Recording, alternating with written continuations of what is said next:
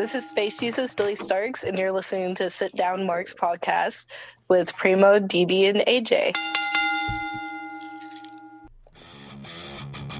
Hey, yo. If I can be serious for a minute. Oh, yeah. Acknowledge me.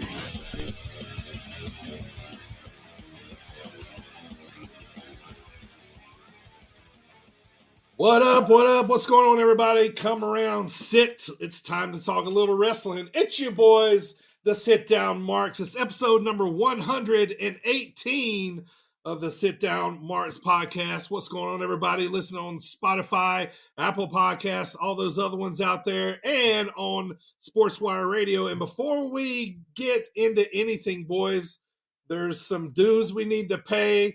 It was just our boy, Thomas Bryce. It was just his birthday just the other day. So happy birthday, Thomas Bryce. Happy birthday. I can never tell someone happy birthday normally. I'm always just like, birthday. Happiest of birthdays. I hope you had the best pizza and all that good stuff that you get to eat up there in New York. New York? I love New York pizza. Thank you so much, sir. Once again, we haven't mentioned his name in a little while, so I wanted to hit that right off the bat to make sure he would hear it, too. His chops are chopping. I saw a recent video of his. He's got some... Those things are freaking chopping, that's for sure. Can we have an impression of him, please? We haven't had one in a while. I wish I had the hair of... Number one! Thank you. Right. I feel better now. Feel more complete, brother. Hope you have a good one. But what's going on, fellas? Welcome. Come on in, man. Let's talk a little wrestling here. We got WrestleDream on dock. We got Fastlane on dock. But first of all, on dock, how you boys feeling?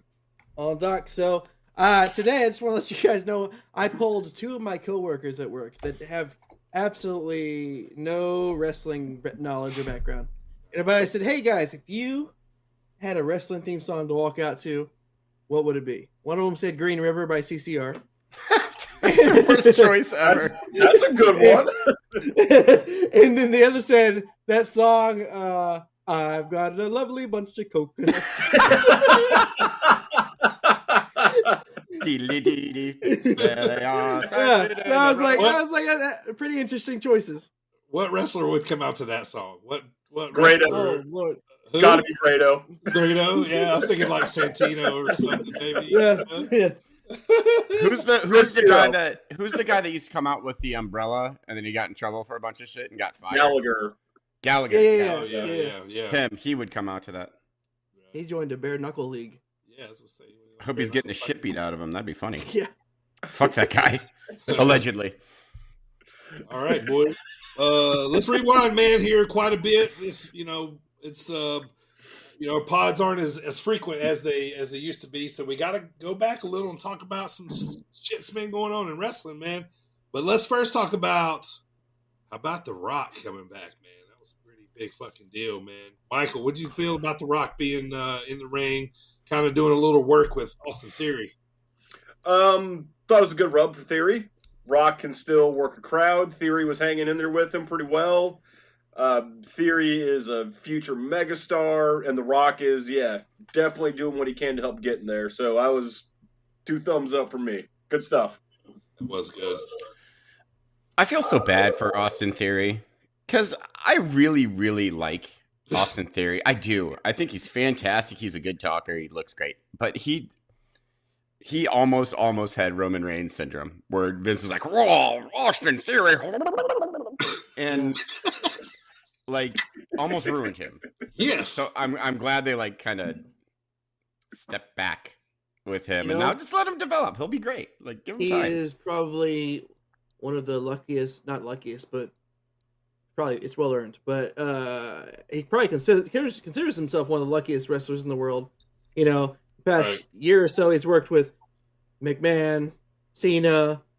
He took a stunner from Stone Cold, and he worked with The Rock recently. So it's like, obviously, they think this kid's going to be a star.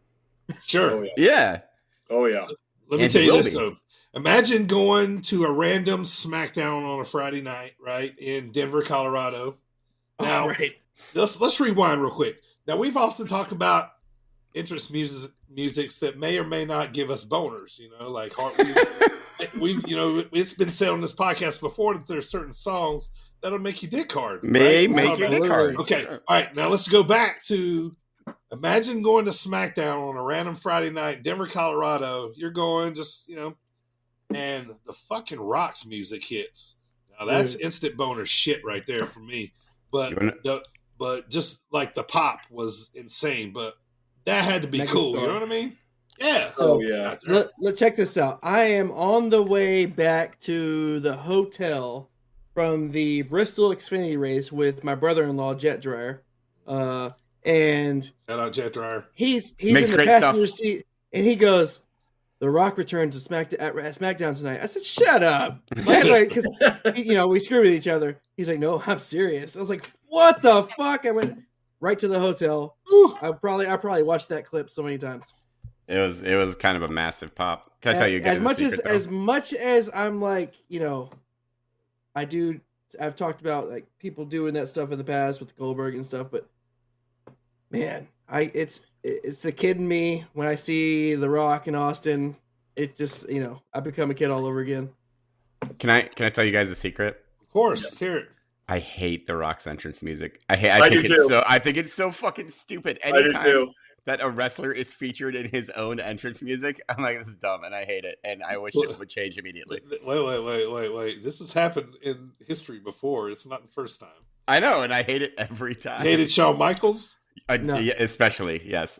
What about Sherry Martel singing Shawn Michaels' music? I mean, that's fine, because it's not Sherry Martel. She was the manager, though, and came out to the music. True, but it still was not. She wasn't sexy. I never knew this.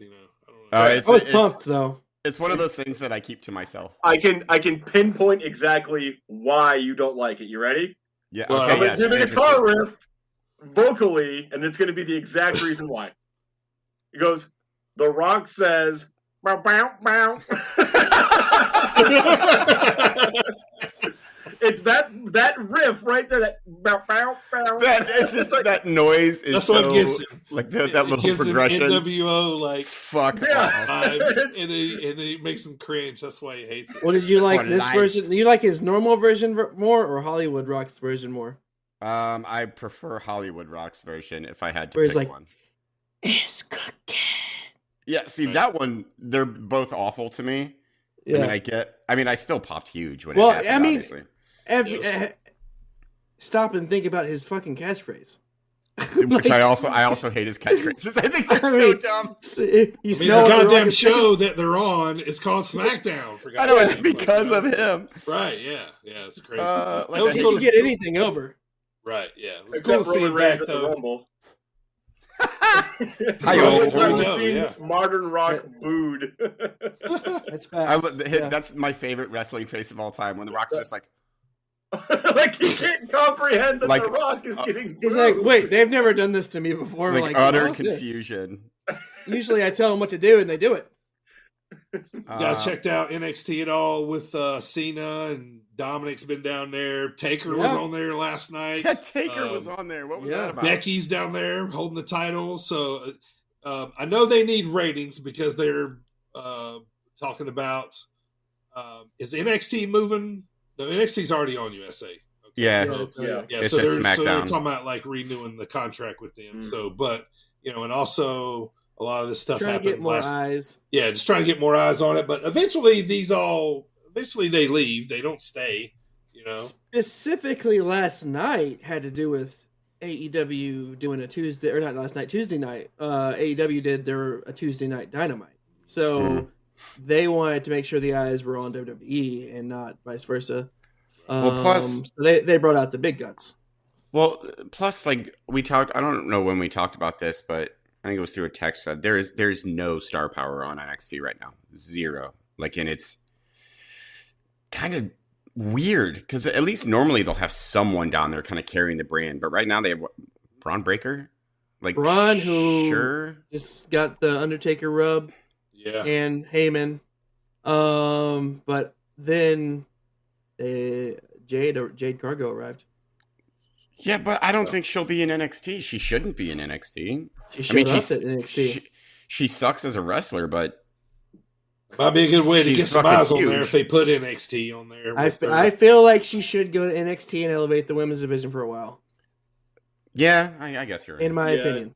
WWE's in this weird spot where they have to start building new stars up. Like they have to do it. And they're doing a good job so far. They're getting The Rock and Undertaker to give the rub. Cena's back. Becky's working with a bunch of people. Like they're doing a good job with the building of stars. Don't mean to cut you off. I don't mean to cut you off. No, you're good. You're good. Oh, he means Rock it. and Cena wouldn't even be here if it wasn't for the SAG-AFTRA strike. Right. Oh, yeah. That's the only reason we're getting them anyways, because they need look too far into it. All right. Cena's already going on record saying once the strike ends, he's going to disappear. Yeah, he's out of there. Fuck yeah, this place. I guess like they did a good job of taking advantage of the opportunity to get them both. Pop a rating, kind of start taking AEW a little bit more seriously. I think that's more TKO doing that, where they're like, yeah, let's get rid of these guys now. Which is hilarious to me, because this is as bad as AEW has ever been, like ratings-wise and attendance-wise. And yeah, they're not doing good, guys. They're really not doing good attendance-wise or ratings-wise. What you I'm guys think about? I'm worried about them. I'm worried about AEW. What do you guys think about moving Jey Uso over to Raw? sure. Yeah, I'm getting a little bored with him. I know they just put the titles on him and Cody. You know what I mean? Sure. But aren't we building here eventually to Jimmy versus Jay at Mania? Is that what You we're would- gonna do You would eventually? think so. Because that's what they always said even before the bloodline. Like they always wanted to. I just want their dad to be the guest referee. Right. Kishi? Bring You the smell what family the in. quiche is cooking? Junior Fatu? I don't here's- know. That storyline now is dead to me. Yeah. Not like a person is dead to me when they piss me off, but like Let me tell you. the actual, like I think, but they're only in the fourth inning. Or shut the fuck up. This story is dead. Right, This story is dead The- now. Like, Yeah. The absolute funniest thing I've seen in wrestling in a while was the press conference with Cody and Jay. That was hilarious. Right. Yeah, it was funny. So help me understand this, guys. Like they move him over to Raw so he can start being built as a single, right? And then they immediately put him in a tag. So like if it's gonna be Jimmy J at Mania, they're both in tags. They're not getting out as singles. make that Corey make Graves sense. has been bitching about this on Raw. Right. Rightfully so. Yeah. Like My we're gonna brain's move hurt. Jey Uso over to Raw, make him main event Jey Uso, and then immediately put him in a tag team. Like it's With so Cody Rhodes, who is supposed to be your other main event. Oh. Right. Also, we're gonna make Shinsuke Nakamura lose one more time. Yet we'll get to that. So they did Yeah. announce that they're going back, obviously, I guess they're still under contract with Crown Jewel. It's going to be in Riyadh on November the 4th. Please tell me this is the last one. It's Well, I gotta think- be. There's no way TKO was gonna keep doing that. Like, there's almost no I bet chance. probably not. Yeah. So before we get into AEW WrestleDream, everybody's seen everything that's happened with Edge going over to AEW. Just give me some quick thoughts, man, on Edge going over there. What'd you think about it? I'm gonna let Primo go first. He's the huge Edge fan. Yeah, the Edge mark Yeah. over there. Okay, well, Edge mark. I've always been a big fan of Edge. And edgy. Him being He stole my joke. a WWE lifer up to this point. 25 years? When he showed up in AEW, it's just like, that looks weird. Yeah. Mhm. Yeah, but if he still thinks he has some mileage in the tank, then all power to him. It was a bit jarring, wasn't it, seeing him there? Yeah, Yeah, it was a little different. And I like how when they chanted Adam Adam, Copeland. Adam. yeah, I was like, yeah, shit, I hadn't Yeah. heard that one before. right, That yeah, was weird. yeah. I did love MJF's press conference when he called him Edge, and then he's like, "Oh, sorry, Adam." It's like, Right. MJF, you are a national treasure. Here's we've talked about this before, and this is a concern I have with AEW is that we talked about it becoming like WWE star retirement land. It's TNA 2006 is what it Like, is basically. I'm looking at the WrestleDream card right now, and almost every match is a former WWE star. Some of them I didn't care about, or I didn't care that it was that. Like Bryan Danielson, sure, like that was fucking awesome all the time. So I don't even count him as a former WWE guy anymore. No, he's just. I always counted him more like a more of an ROH guy, to be honest. Yeah. Yeah, me too. He'll always be that too. So, like I like put it this way, I'm a big fan of like tagging with Christian or Edge, tagging with Christian in the Brood era, like all that. This kind of like late surges. I'm like I love that he got to come back, but I haven't really been too much of a fan. So neither have fans. Somebody like myself, like I loved when he come back and he had that big what was it, last man standing thing or a feud with Randy Orton. That was fun. Mm-hmm. But I was kind of like hoping he'd just come back and do that, and that'd be it. But like now, like I'm like I think it's awesome that he's wrestling, but now I told you guys this before. Now that he's over to AEW, I hope it's not like a constant main event thing. Like I got to watch him in the main event all the time after him, coming over there. But you're right though. Like it's if they're going to continue to keep getting these guys and that kind of stuff. So I'm sure they offered him. He's probably getting a sick amount of money. Oh, right? absolutely. I mean, like it's, and you can't blame him. And his friends over there. Yeah, he's got Christian and a bunch of people that he's got FTR over there. Right? FTR. Yeah. So anyway, with that being said, let's move on. Let's get to WrestleDream here, boys. So it was held in Climate Pledge Arena, which, if anybody is an old basketball fan like myself, this is the old Key Arena where the Seattle Supersonics used to play. It's just been renovated, remodeled, and now it's like one of the greenest arenas in the world. It's in Seattle, Washington. But so it's the old Key Arena. But this card was particularly supposed to be like to honor Antonio Inoki.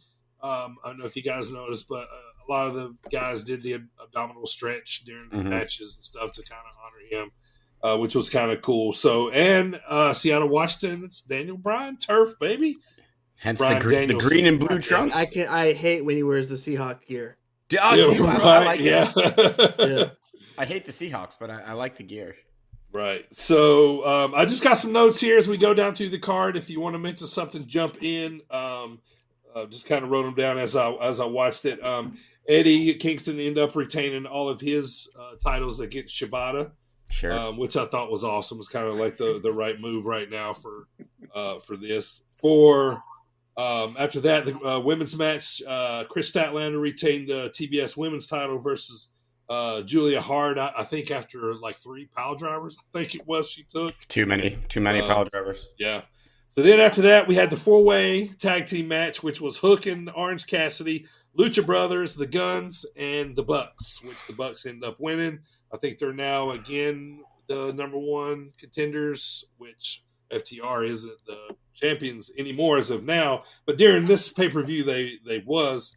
But after this, then a match that a lot of people has kind of been getting a lot of acclaim. I don't know that it'll be too popular here on this podcast, but it might be it's probably the biggest moment for Swerve Strickland thus far in AEW when he beat Hangman Page. Which was, I thought it was a good match. I mean, I'm used to seeing Swerve.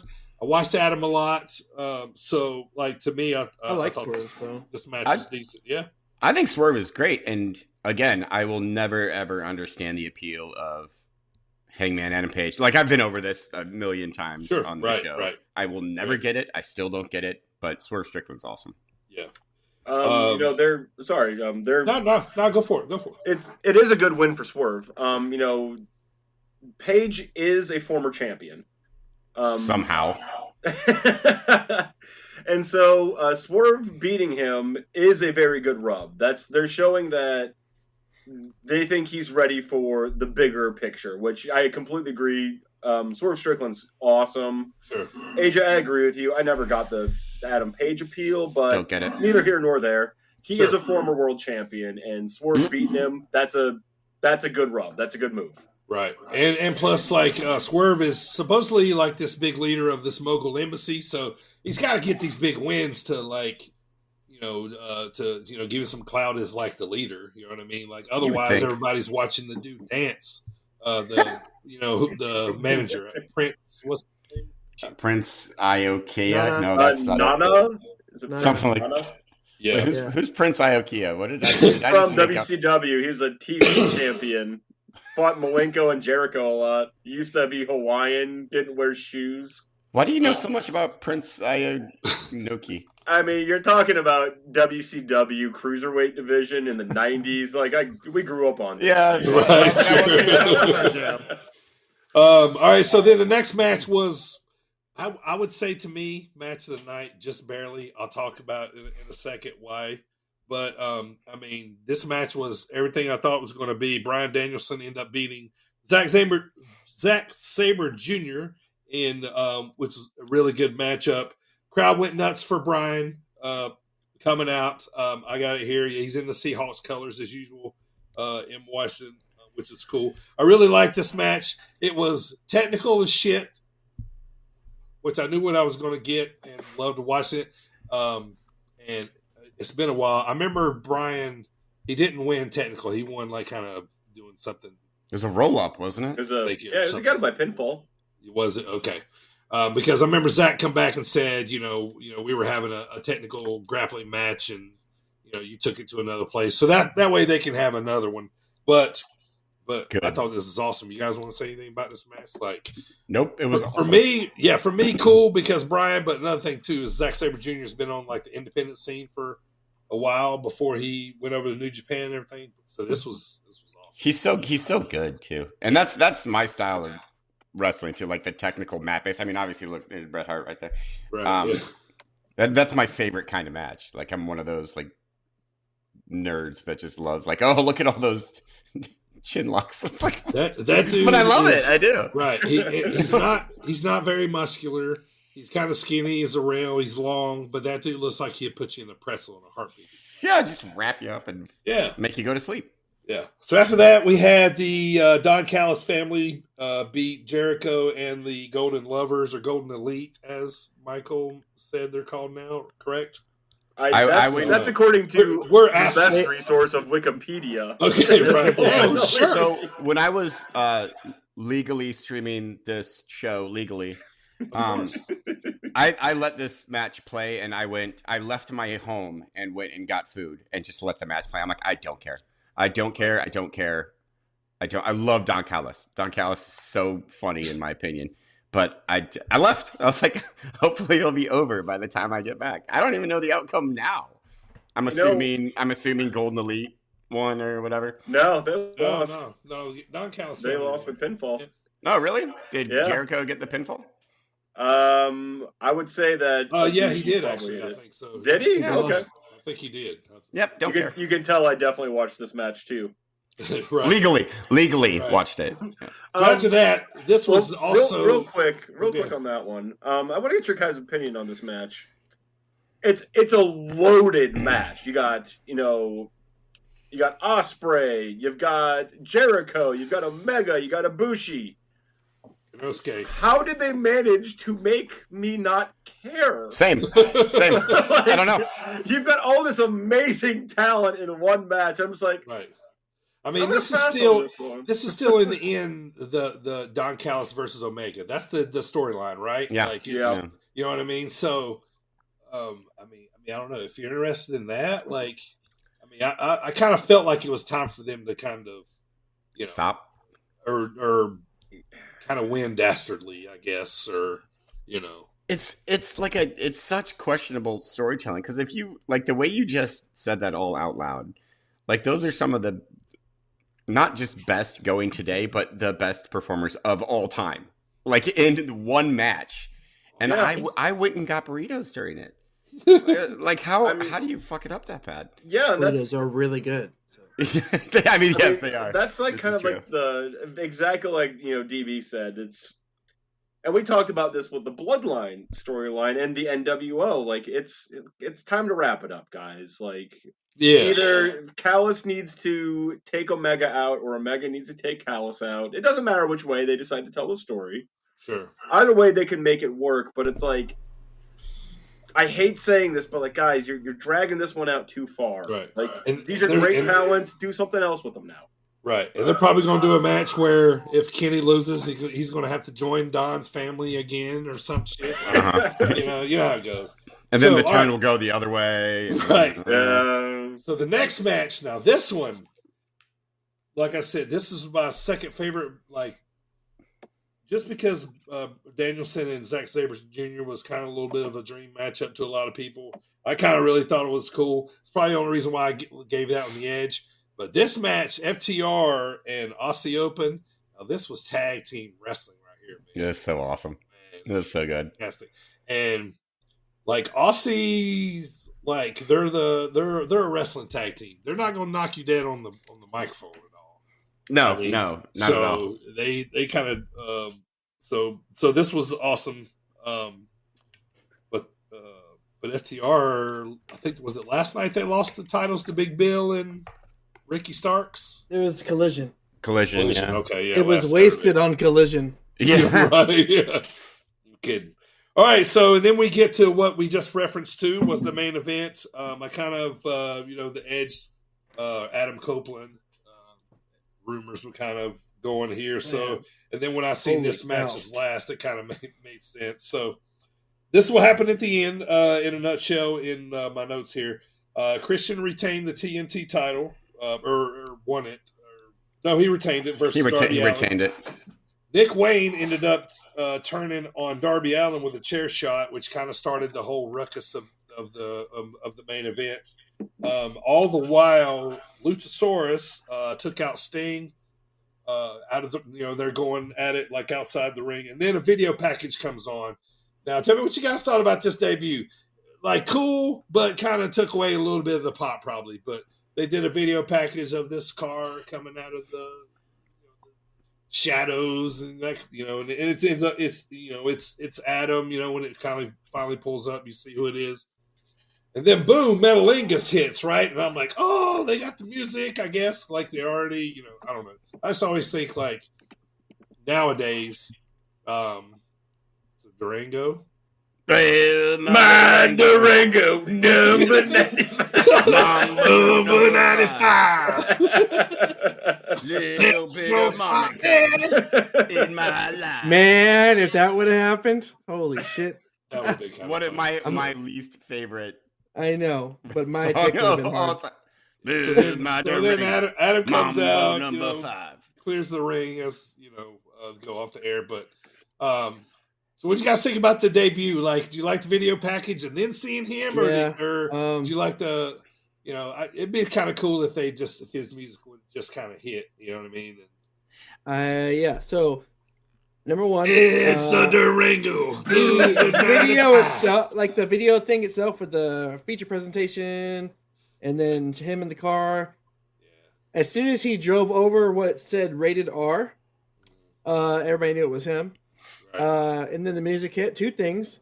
Apparently, the reason they're able to use rated R is because WWE hadn't renewed the trademark since 2011. Yeah, they let it lapse. And I looked that up too. You think you know him? You think you know me? You think you know me? And during his music, though, at the beginning, that's his wife. Yeah. It's a good thing that's not Beth Phoenix's entrance music. Otherwise, I would hate it. What if Adam Copeland sang "My Durango"? 95. Never gonna stop me. Then it'd be okay. It'd be fine. My reaction was what I said earlier. I was hyped, but I was just like, huh. And then you see him standing next to Sting, right? And I'm like, so awesome. This shows you how big some of these guys are. Like Edge, I'm talking about size. Huge. Like compared to the rest of these guys in AEW, he's massive. Yeah. I didn't realize he was like 6'9" or however fucking huge he is. But I do want to reverse real quick back to that 2 out of 3 falls match.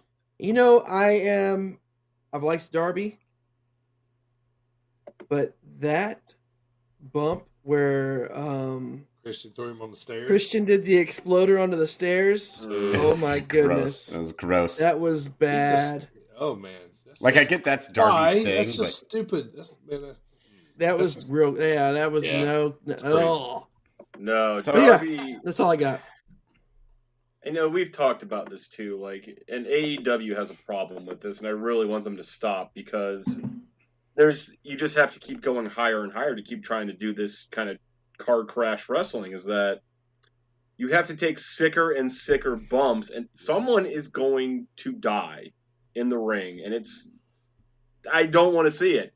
Like, I don't want Darby to have to take these disgusting bumps to get over. Dude's already over. He's got this, like, weird charisma to him. He can wrestle. He can go. He can do the great underdog from fighting underneath. He doesn't need to do the sick bumps. And, like, I really, really don't want to see him do it. As someone that has back problems, Right. it hurts me to watch him do it. Dude, did the slow-mo... Did the Did slow-mo not get you? The slow motion not get you? You're like, oh, God. Like, No. It was gross. No. yeah, it was gross, man. Like, also, here's something to keep in mind, and kind of what we talked about with the WWE retirement home. When Adam Copeland was in the ring with Christian Cage and Sting, how many years are in that ring with those three men? What, Adam Copeland's 80 40 something combined. between Christian and Edge, and then you add another 60 for Sting. I'm talking about I'll years say of 110. experiences. 40 years of experience for Sting. 162 years of age. I'm talking about age. Oh, age. you're talking about Okay, age. okay, age. There, Talking in about between wrestling. those three men, 162 years of age. And Like- all three of them are still pretty impressive, too. Just three of them. But here's the thing. I don't want to see it. Like, we saw what happened with Taker and Goldberg, and then with Triple H, Shawn Michaels, Kane and Taker. Right. I don't want to see them hurt themselves. Right. They deserve to retire in peace. Let them be AEW. I know, right? Tony's a fan. He's like, hey, man, you think you still got it? I got a couple mil here. Like, Hey, Sting still has it. Look at Yeah. like Sting is the most impressive old guy wrestler ever. Said 162 years old or 162 years. It's crazy. Just think Here's if I'd been something- in the ring, they've been over 300. Here's something I found also interesting too. Old ass man. You know, Adam Copeland had all the success in WWE. What is he, like 11-time world champ or something? And plus all the rest of them. But he's never experienced Christian Cage, who has all this accomplishments. He's in NWA world champ. He's TNA world champ. You know, he's TNT champ now. Yeah. He's done a bunch since the mid 2000s in outside WWE. So Sure. that's an interesting dynamic now too. Yeah. Edge getting hurt, honestly, might have been the best thing that ever happened to Christian. You know what I mean? Like, Yeah. They split up before then, but, you know. All right, so. Last point on this one real quick. I want to ask you all about this. Did anyone else think the dismantling of the ring was a little overdone? Yeah, Yes. I'm never a fan of showing the boards of a spot. Yes, Yeah, thank you. me neither.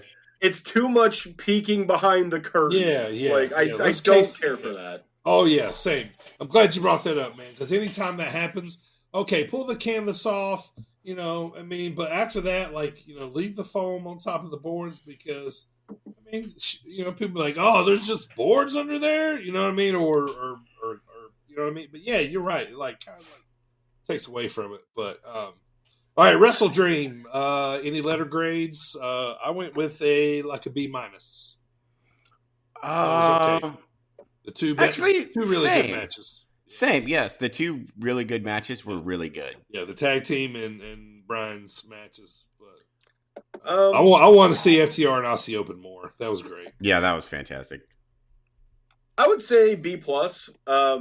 Honestly, you know, the fans seem to want the Bucks back on top, so they should have gone over. I know. Kingston is over right now, so him retaining is great. MJF is always a pleasure. The Acclaimed are still over. Adam Copeland's debut, which, again, I really, really hope they play a safe match. FTR is amazing, and Aussie Open is also great. And then the burrito match, as I'm going to refer to it. You got a burrito, so who doesn't love burritos? And then Bryan Danielson's Zack Sabre Jr. was a great match. So, yeah, I'd say B+ on this one. All right. Let's flip to Fastlane, boys, on WWE side, which was just last Saturday. It was held at in Indianapolis, Indiana, where I don't know what it's called now, where it used to be the old field house or something where the Pacers play. Yes.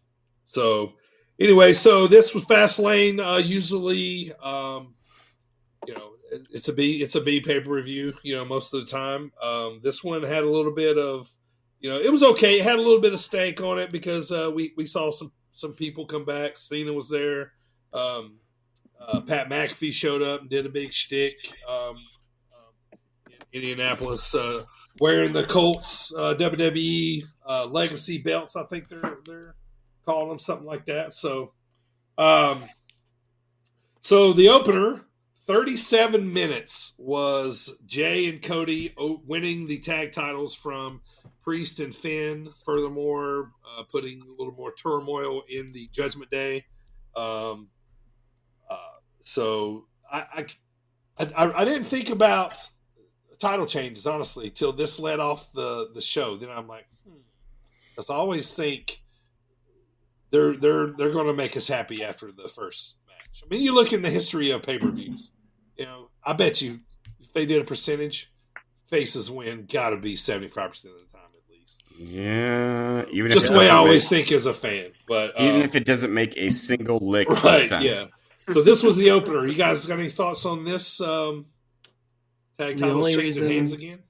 Besides, so number one, I think obviously Cody and Jay are transitional champions. Everybody's like, is Cody going to bring in a different tag title? Everybody thinks Cody's always going to bring in a belt. But also, they need to take the belts off of Judgment Day so Priest can cash in. Yeah, that's a really good point. Not that I care, because I don't think it makes any sense that Cody and Jay got them. But I do think that they did need to get off of the Judgment Day. So what's the heel team you think they're trying to transition to? Because they can go on both shows, so maybe they'll build up the profits now that they're with Lashley. The Viking Raiders. Pretty deadly if they ever come back. Pretty deadly. Pretty deadly would be a good one. Ibar and Igor. The freaking Austin Theory and Waller. That will forever make me laugh when you say. Yeah, I can see Theory and Waller, but at the same time, yeah. Why would you put Theory in a tag though? Like he's firmly a single though. Yeah. Oh yeah. It's a good idea that they're transitional because you can't have both Cody and Jay being a tag. They're single stars. That's like giving the tag championships to Macho and Hogan and be like, well, they're done. Right. End of the story. Right. Mega Powers implode? No, they don't, apparently. So yeah, it'd be interesting to see who they transition to. I like the theory that Priest gets to cash in now. I don't know why they gave them the tag belts to begin with, to be honest, because they felt like transitional champions. But why take them off Zayn and Owens? See, that's what I'm trying to figure out. If they transition champion to transition champion, when does the transition end? What's the plan? What's the end game? To put them on the Usos? Back to the Usos. At least they're transitioning a championship. Yeah, I could see profits, but they just ate a loss to the Lowo. Yeah. Yeah. The Lowo, now that Carlito's back, maybe Carlito and Santos can get a tag title. Yeah, so that was second match. That was the big pop of the night. LWO with Carlito beat Bobby and the Street Profits. But why let LWO get your ass smashed before Carlito comes out? Why not just like let him come out and fight in the beginning, like 3-on-2? Maybe they forgot he was backstage. Yeah. Like I mean, it's not like Carlito was a world beater when his first time. Like, why is Carlito a big? Everyone's like, "Oh, Carlito Dude is will a save the day." monster It's like, now. It's fucking Carlito. yeah, like Been under contract too for like a year. They didn't really know what to do with him. Like what? Yeah. Who cares? It's Carlito. Not a big Got deal. new music too. No more spit in your face. And Yeah, he does. He didn't come out with an apple. He came out. Sorry, go ahead. What's really funny about Carlito? He's part of the LWO, right? Because of course is he is. Not the Razor Ramon equivalent of the Right. LWO's version? He's got the accent. He's got the bullying people below him and not being cool. Like he's in theory, a made man. Like he's Razor Ramon, but LWO. Also, I want someone to explain this to me, and I'm open to listening here. With all these references we've made to these factions that need to go away, is the LWO the longest running faction in professional wrestling? Because it's been 30 years at this point. Yes. They took a hiatus, but yes. Like it's Bullet Club and LWO. That's who's like the champion. Yeah. That'd be the two longest running right now. So. Oh no! Every time there's a reunion show, DX comes back. So That's true. Oh damn it! You got me on that one. Yeah, that's true. That's a good point. They need to reform the Dungeon of Doom. I don't even know who would be in it, but I feel like Karrion Kross could be the leader of the Dungeon of Doom. No, he'd be in Demolition with his gimp suit. Like... Bring back the sex nipples. The next match was Io Sky retaining her women's title versus Charlotte and Asuka. Any thoughts on this match? I kind of thought she would retain. Yeah. It's only a matter of time before Charlotte gets yet another title run that no one gives a fuck about. I mean, I know you're a giant Charlotte fan. I'm not. Yeah. I don't. I mean, if they do it right, I don't want them to just put titles on her just for the sake of getting close to her dad. I mean, yeah, the 16th title run of hers. That's when they'll get it right. The first 15, they're in practice runs. Right. It's the 16th one that'll be memorable. Yeah, like, that's what I expected out of this match. Yeah. Like, what do you think they should be doing with Asuka and Charlotte right now? What do you think that giving Asuka all the belts because she is the best. Bianca? I don't know, just like don't mention Bianca. Like more of a maybe more of a blood feud, like maybe more of a doing some like getting into like a deep feud would be, what else they got to do? You know what I mean? Like, why isn't Bayley doing more? Because she's getting ready to feud with Charlotte, I think. Yeah. Okay. Sure. So okay, face Charlotte is the worst, by the way. Why? The players are natural heels. You're absolutely right about that. Their best is heel. Yeah. I guess, you hit the nail on the head, DB, that you said it right there. What else are they going to do? And that seems like the plan for all their booking right now. It's like, well... Oh, what else? The division isn't that deep, so why not, go all in on, a real deep blood feud? Let's blow this thing off at Rumble or something. Bring back another women legend. Beat them all to Nia Jax. Oh, no. No! I'm not like most girls. Oh, Nia Jax. I forgot she was back. Oh, God. Why did you remind me? Didn't she just beat Raquel Rodriguez? You know what song she should have came back to? Oh, it's a Durango. As sung by Beth Phoenix. It's a Durango. Oh, fuck Nia Jax. So, since you guys have turned me on to Stevie Richards doing these breakdowns. Those are good. Oh, those are fantastic. Awesome. Yeah, those are great, man. Yeah, he's clearly he's because she injured Raquel. He's she let go of the ropes. You're going to lose all your weight on down somebody. Why would you do that? But I'm glad because he's smartening up all these people. He's not trying to put the wool over our eyes. Yeah, he's just showing what he knows. But yeah, that's awesome. But anyway, but right after this, Pat McAfee came out and said basically he hyped up the crowd and said that Indianapolis deserves a WrestleMania. They could do it at Lucas Oil Field. They have Final Fours there and shit. Yeah, it's big enough. If they're having a Mania in Indy, we're all going, right? Yeah. Oh, I mean, that fucking close? Yeah. Yeah, it's not exactly. Chicago. Right? So they did this recently in Australia too. Remember when Waller did that? So are they just polling different places I think so, yeah. to see what kind of a reaction they'll get? You know? Right, yeah. I think they're putting a bunch of demographics on a board and throwing a dart at it, and then they're like, "Yeah, let's try that one." It's exactly what DB said. Well, what else are we gonna do? What else are we gonna do? Yeah. Like they'll go to Germany next, and Philadelphia this coming year. It's this coming year. Yeah, Philadelphia. That's the only one announced, though, right? Philly's gonna be tough. That's gonna be a tough Rumble City. No, it's Mania. It's Mania. Oh Rumble's, my God! Yeah, you're Rumble's right. in Seattle. No, Rumble's in Tampa Bay. Orlando, somewhere in Florida. Yeah. You're right. But yeah, they better have a banger Mania than in Philly. Oh. Yeah. There'll be a big Cody loses and a chicken flies in the ring move again. second best wrestling city in the world.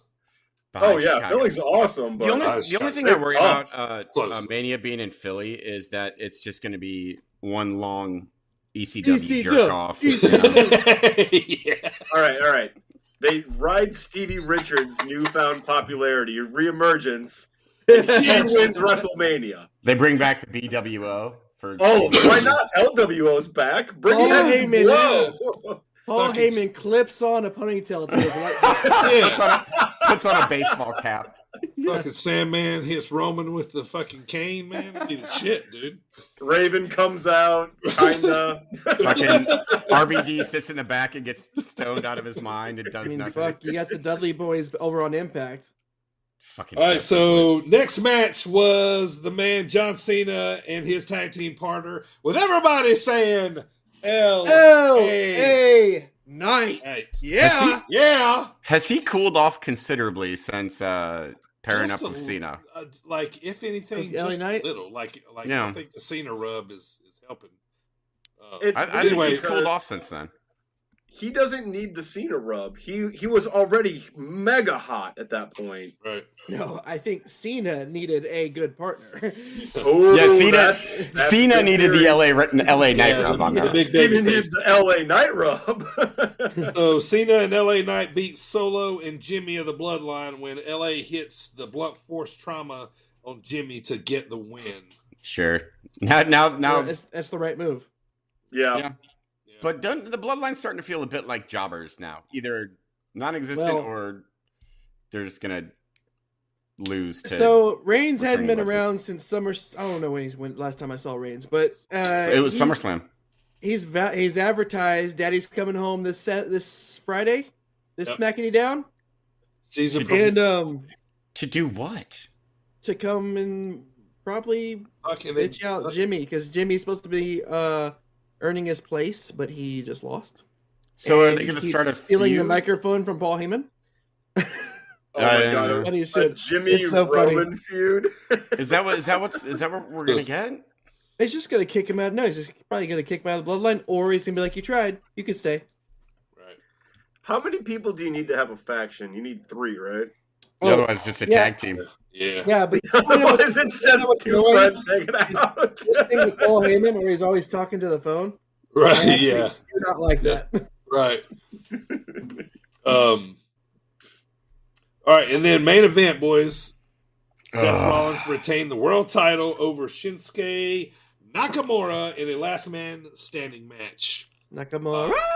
Did anybody think that maybe Shinsuke might win? No. Yes. Really? Yeah. I didn't think so. He should have. He absolutely should have. I love Shinsuke Nakamura, and I think Seth Rollins is great. But Seth Rollins has never really felt like he's the true title holder, if that makes any sense. Like, he's just keeping it warm for somebody else to have an impactful run. And this is all due respect to Seth Rollins. He's a great talent. I have never enjoyed a Seth Rollins title run. I always get the impression that like it always falls short, and they could do so much more with it. Interesting. I mean, his title wins are big, but his reigns aren't so big. Yes. But I think I disagree. I could really agree with that. Probably. See, I think I disagree. Like with this title run, I think putting the belt on him initially, like, was the right thing to do. And this title reign, I think, has been pretty good. Like, it's built up this title as to something, I guess. A lot of times with Seth, I feel like he's so good. Like I just don't feel like the opponents are worthy. You know what I mean? See, kind of, you know what I mean? Like, yes. See, I think they built up Shinsuke to make him worthy, and then they're like, oh, he's just going to lose again. And they're making him this nasty heel. Right. Now, in my wrestling brain, I'll say this: they did build up Shinsuke, but never to where I thought, yeah, he's winning the title. Well, I have this. I think I said this last month. Whenever they had their match last time, my internal different champion time clock is going. Yep, mine too. So that's why I keep thinking it's time to change hands. And they made Shinsuke like a big deal. They made him scary. They made him someone who could compete. And then now he's just going to lose again. Back to the mid card with you dirty foreigner. Yeah, and I mean, is he attack Ricochet? Yeah. Oh God. I mean, they probably just they want to keep the belt on him until they sign CM Punk, and then they got a huge main event right there.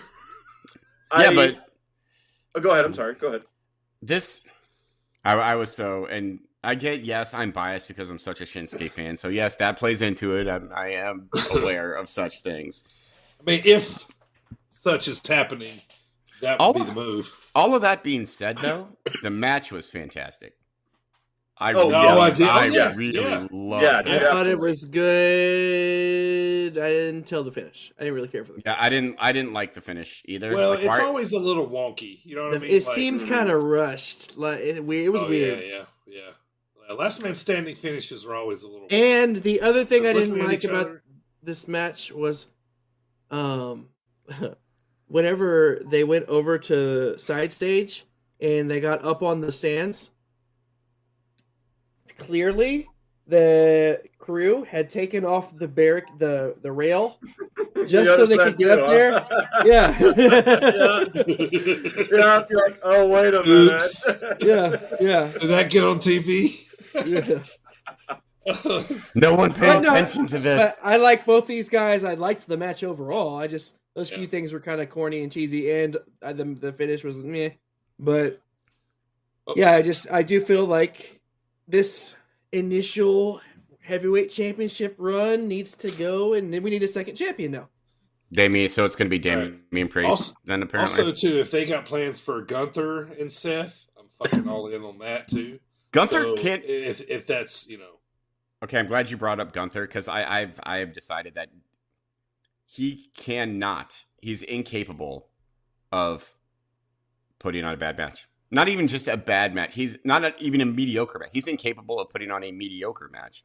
Every match that Gunther has is fucking awesome. Every single one. Well, it's going to be meaty men slapping man meat with him and Jonah. Big meaty men slapping man meat. Yeah. All right, so Fastlane, boys. Let's wrap up Fastlane. Give me a letter grade, man. I'll start us off. With Carlito coming back, Cena on the card. Surprise title change. I'll say C+. Yeah. I think that's fair. To be honest.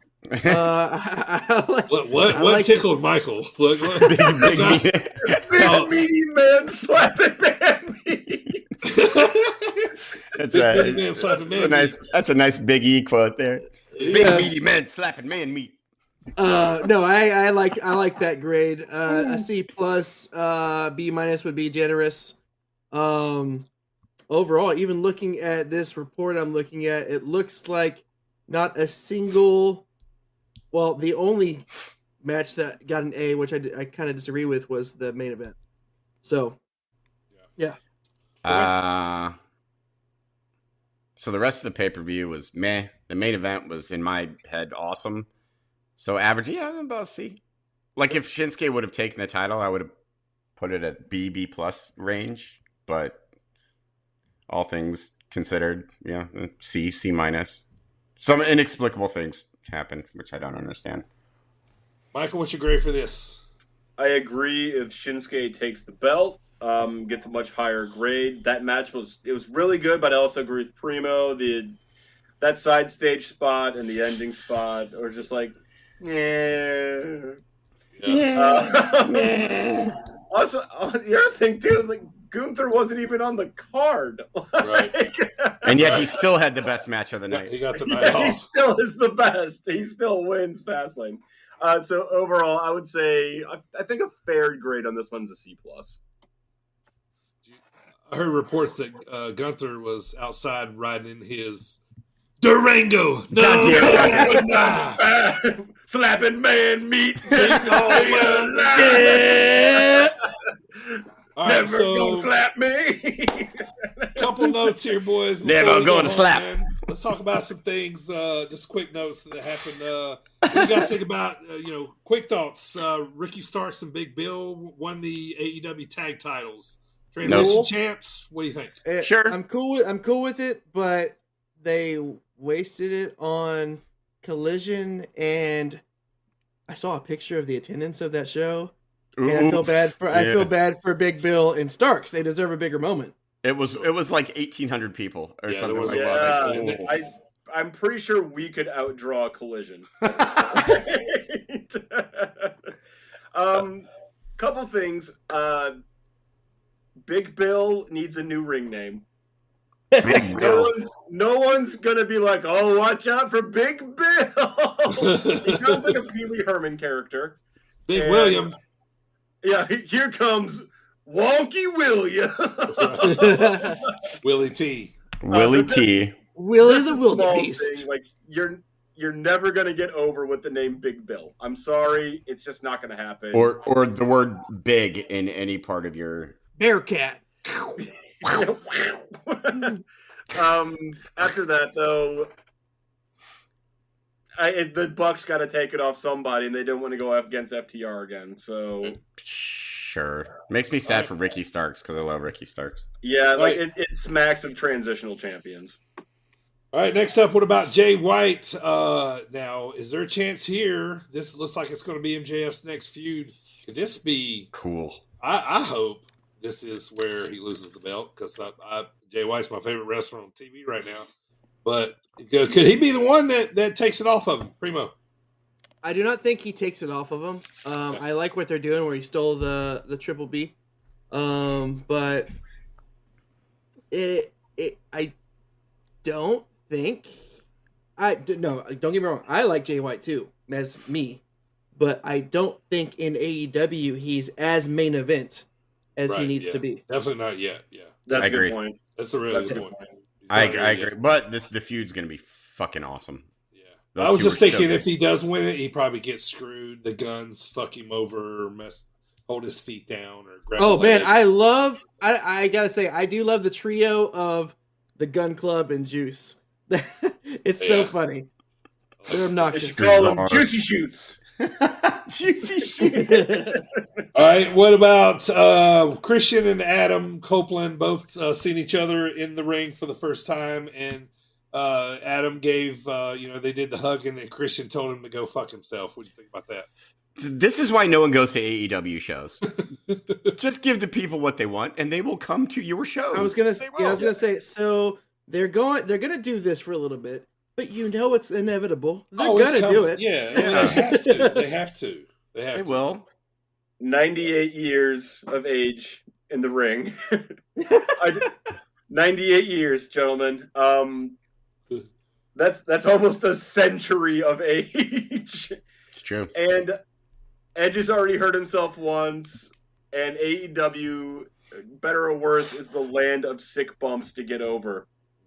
And I don't like that age in that demographic of wrestling, if that makes any sense. I mean, look at Billy Gunn though. He hasn't gotten any injuries since being in AEW. Well, he also hasn't really done like any of like the 6 spots or anything. Yeah, that's like true. That. I guess what I'm saying is that there's been so many injuries in AEW that didn't need to happen because that's the kind of programming that Tony books. And so, I get it. He was an ECW fan.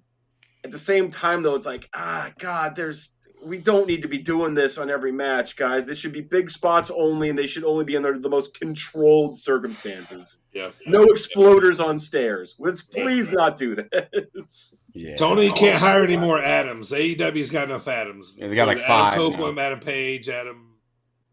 They should call him Maida. Right? Yeah, Maida. All right, so I'm super pumped about it, man. Christmas can't come quick enough now because on December 22nd, you guys pumped for this movie called The Iron Claw. It's going to be about Eric's family. That's going to be the trailer looks awesome. It's going to be so depressing, though. Yeah. It's going to be sad to watch. It is. It's going to be like The Wrestler, where it's like, oh, this is really cool and good. Oh, I'm sad now. But these are real people, and he just killed himself. Spoiler alert: one of them committed suicide. So wrestler fans, this is going to be a cool movie. Like, it's going to be great. Silas Mason is playing Terry Gordy. When I found that out, I was I'm in. So wait, who's playing Terry Gordy? Silas Mason, Thrill Billy. That's right, NWA. Thrill Billy. Your boy Thrill Billy. Yeah, I fucking love it, man. I'm excited for that. For any fan that doesn't know the story of the Von Erichs, it's going to be a good movie, but it's not a happy ending. Sad. It's going to be marred in tragedy. It is going to be sad. Yeah, but it's an important story, so definitely check it out. It's going to be great. Yeah. All right, let's talk about a couple things here before we go home. So this weekend, we got a huge show going on in LaSalle, Illinois for Dreamwave Wrestling.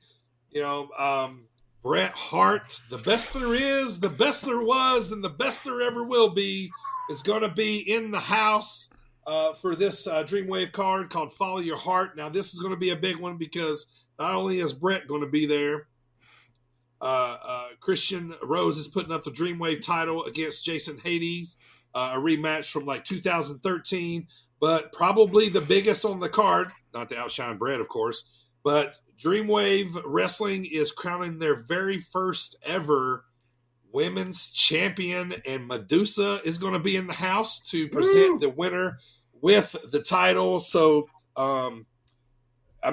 this is how Dreamwave does it, man. It's always big. Every other month they run big shows, and this one will be no different. But, Bret's, for lack of a better term, Bret's, he's like in a top tier. He's like a beloved, a guy in wrestling that's, he's on, a lot of people know who he is. So this is going to be this is going to be a big deal. So to be able to be under the same roof and see Bret Hart this weekend is going to be amazing. AJ, Bret Hart is hanging on your wall behind you right now. What are your feelings being able to see this guy this weekend? So I on the one hand, I hope I get to meet him. On the other hand, I don't want to meet him because I'm pretty sure I'll turn into a giant childish fool and just embarrass myself, which I don't really want to do. But just to see him, because I haven't seen Bret Hart since I was a kid. There was a WWF then house show that was in town, and Bret Hart was he was still in the Hart Foundation, and I loved him back then. So I haven't seen him live since I was a child, and he's been one of my favorites, like him and Sting. Like those are my two favorites of all time. So I'm going to shit myself is the moral of that story. I'm going to just poop my pants. Right. If he comes out to heart attack, will you be able to control your raging boner? No. While pooping. Good man. That is the right answer. It'll be the old shit boner, like the old. I shit myself so hard I got a boner. Yes. The only thing I know for sure is that he's signing autographs. I hope that he's doing something in the ring, at least with the microphone and talking. So I got the pre-show. I got the pre-show match. I'm doing the pre-show match. It's going to be a women's match. Tamina Belmont going against Shelly Benson, so that's going to be cool for the pre-show, and then we're going to kick it off at 6:00. So it's a big night, man. It's huge, and then for Dreamwave, so excited for that. Yes, I hope that I get 5 seconds to just slide in and get a picture with Brett to hold next to my heart, literally for get it the rest of my life, and and be able to just tell him thank you for what he did for the business, and like I said, Brett's he's beloved, like top tier, like to me that's it's like to me that's like Cena, Taker, Shawn Michaels, Hulk Hogan, Ric Flair, Stone Cold. One of them coming to LaSalle. Yeah, there's like an elite group. Maybe not even Flair anymore. I don't even know. But because you can see him everywhere. But Brett, now he don't come to the States very often, at least that I know of. I don't know of any. I don't know of any other card that he's on while he's here. Have you guys seen anything else? I haven't. So this is pretty damn exclusive, man. It's huge. Yeah, Jay's my favorite promoter for this type of shit right here. Like he's so good at this. Like Jesus Christ. Every card, if you haven't had a chance, check out Dreamwave Wrestling on IWTV. That's independent wrestling television. Especially since we came back over a year ago, almost 2 years now. I think November would be November would be a year. November would be a year. Yeah, November would be a year. These cards, man, they really do. Like, I'm not even saying, but they really do have something for everybody on it. You know what I mean? It's got the best of wrestling, independent wrestling. There's always somebody on there that your dad probably watched. There's probably somebody on there that your mom, liked at some point. Someone tan and Asian, you mean? Right, yeah, right, yeah. Ricky Steamboat, man. Right. He's tan. Right. He's Asian. So big show. Check it out. Saturday night, October 14th, IWTV, 6:00. I think the pre-show is going to be on Dreamwave Direct, which is their YouTube page. If you want to check out your boy announcing the women's match and show me some love, I appreciate it. But also, I want to plug Iron Spirit Pro coming up October 28th. AJ, this show. This show in October, and then the one at the end of the year, December. These two shows are going to be huge for Iron Spirit Pro. This one coming up in October is the 5-year anniversary show. They're getting ready to start announcing talent. I know your boy Trevor Outlaw is going to be there. I can tell you that. Tyler. The Lowlifes are coming back. We got the rematch between Sean Galway and Orion Creed. If Creed loses, he must change his name. I don't know that I've seen that too much in wrestling. So it's it's kind of a different stipulation. So AJ's going to not AJ, sorry, CJ Esparza, the most dope, is going to be defending the Iron Spirit Pro Championship. I can't quite tell you yet who it is, but coming out here real soon. But I can tell you, October 28th. I'm not going to. At the end of, and then also in December, the last show of the year.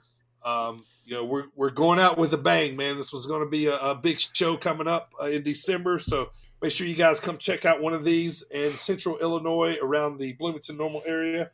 So make sure you guys look us up also on all of our social medias, Iron Spirit Pro. I'm looking forward to seeing Dylan this weekend. I'm looking forward to seeing Tori.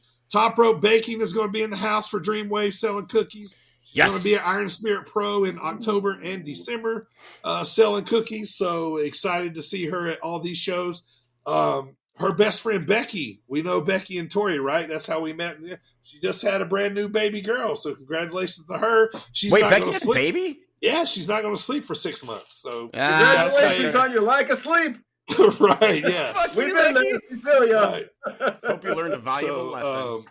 So excited to see her. We got to come up with a working name for the little baby. So, we will. She's going to be in women's wrestling. So, All right, boys. So next pod will be back in November, around the beginning of November. We're going to be talking. It's like we're talking Crown Jewel, maybe a little Bound for Glory. Haven't watched much of Impact, like we talked about. I've kind of been watching more NWA. We were talking about earlier, NWA possibly getting a TV deal. Yeah. Yeah, very cool. That would be really good for NWA. Like, Is the TV Guide channel still a thing? Are they gonna? Don't take Impact's spot away from them, AJ. All right, they need that spot. That was my favorite thing ever. Impact goes to channels that you can't pronounce. So right. Telemundo is easy to. No, they're gonna take AAA's title then. Destination. Destination. Right. Does QV? They're gonna end up on like QVC. I'm telling you, Lifetime needs to take NWA Wrestling. The Hallmark Channel.